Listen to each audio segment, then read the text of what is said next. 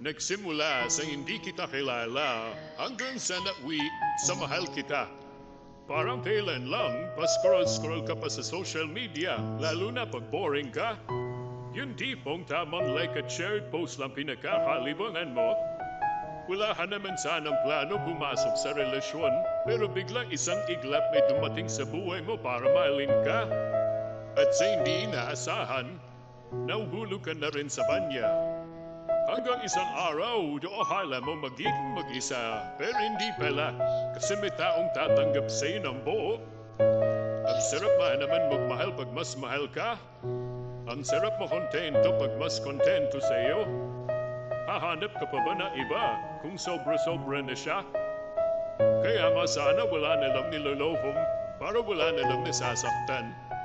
Sana mapadpad kayo sa taong kayang pakalmahin puso nyo at hindi kayo bitawan sa mga panahong magulo na.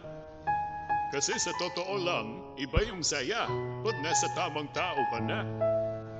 Yun tipong kahit hindi mo siya palaging kasama o nakikita, alam mo hindi niya magagawang ipapalit ka sa iba. Kasi una pa lang, ikaw lang talaga nag-iisa sa buhay niya.